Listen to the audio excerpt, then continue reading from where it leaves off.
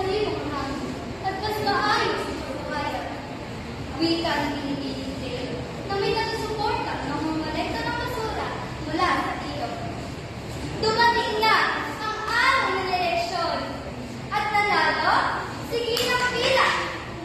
Ngunit sa haligi, natuparin niya ang pangako niya. Masinunan niya ang mga proyektong nagpapayaman sa sarili. Bumuo ang kabataan upang magbigay daan sa isang malaking lakas.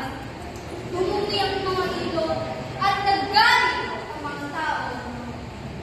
Isang umaga, lumitaw si Tandang Matayan, ang pinakamatandang naninirahan sa bayan. Ang kalikasan ay hindi sa oy, nanilalas naman para sa pansarili ng misyon. Ang respeto sa kadalasan ay sa tao. Sa kabila ng mga problema, si Pilipinas ay nanatiling matapat sa kanyang demokrasiya. Nagsimula siyang mag-organisa, mga pagtatanim ng puno, paglilinis ng ilog, at pagtutulong sa kabataan sa tamang panganganak sa ating kalikasan. Hindi siya nawalan ng pag-asa kahit hindi siya nanalo sa eleksyon. Hindi nagtagal, lumapit na ang mga tao sa kanya na humiti sa kanyang tiyaga at malasakit. Sama-sama nilang sinilis ang bayan at ibinalik ng sigla na masagana. Nang dumating ang susunod na eleksyon, nanalo na si Pilipinas Jane! Sa kanyang panunungkulan, ang bayan ng masagana ay naging tunay na masagana. May malinis na hangin, saganang taniman, at masaya at nagpapayos ang mamamayan. Ang tagumpay ay para lamang sa mga may tapang na rin. Wikaya, at mula noon, naging paalala sa bayan na ang tunay na pangako ay hindi lamang sinasabi kung hindi sinasabukan. Muli ako si Ari, nagawa mula sa SBA 7 Rizal. Magandang Piniling ng pag-asa sa isang maliit na baryo na nakatira sa Lisa. Isang batang mahilig mag-alaga ng mga halaman. Hindi lang basta halaman, kundi mga halaman na parang ang mga anak niya. Habang nag-umpisa siya sa kanyang hardin, tinanong siya ng kanyang tatay, "Lisa, bakit mo binibigyan ng pansin ang mga puno ko? Ang init-init kaya?" Sumagot si Lisa, "Kasi po, tatay, ang mga puno ay nagbibigay buhay sa atin. Kung aalagaan natin sila, tutulungan nila tayo maging ligtas." Isang araw, dumaan ang isang malakas na bagyo. Ang ulan parang hindi natatapos at ang hangin parang may nahabol. Bumubuhos ang tubig at dulot ng baha at landslide. Halos lahat ng mga bahay sa tabi ng bundok ay kasi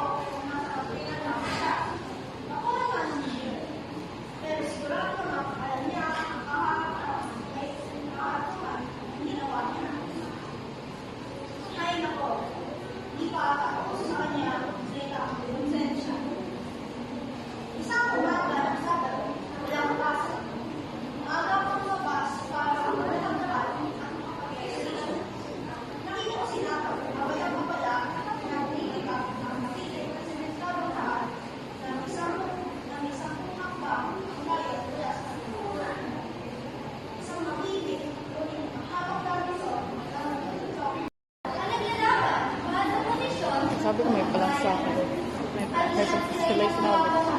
Exempted sa isang quiz.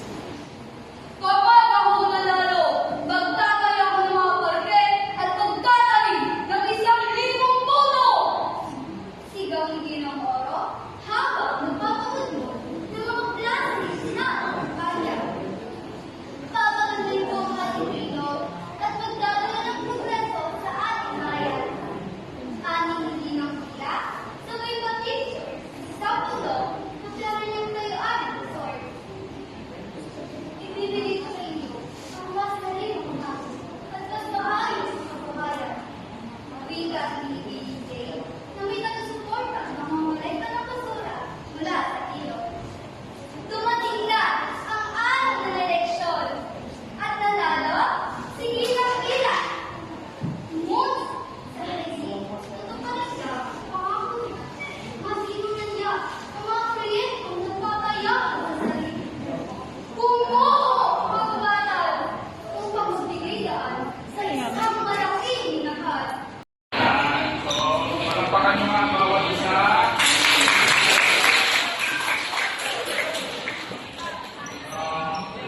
Mag-invite kayo para susundan ang ating contest for grade 7 na ating ginaganap ang values, education, at activity.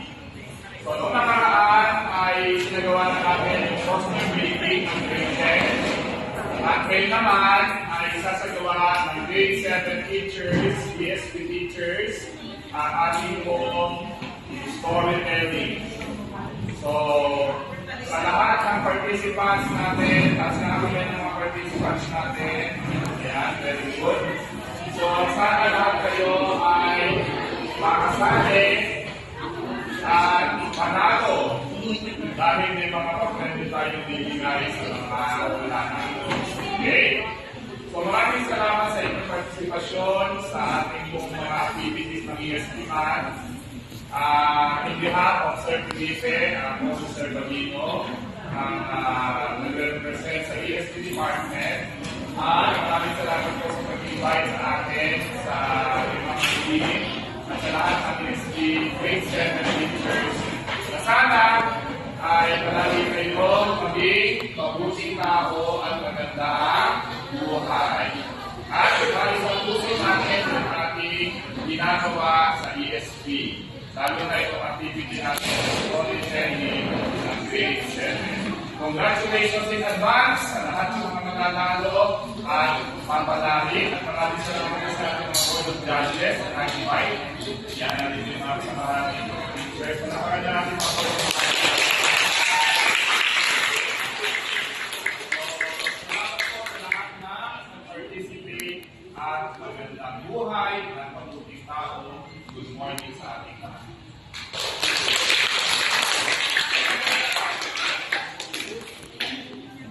Bago namin simulan ang palisahan, nagkaroon ng pagbabago sa pagmamata. Kaya yung angkop sa tema, dati 25, naging 35% na, no? Yung paraan ng pagbigkas, naging 35%. Ano bang titignan sa inyo dito sa paraan ng pagbigkas? Titignan dito yung tono, linaw, at lakas ng boses.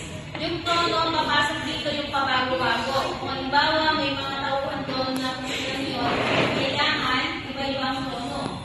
Diba?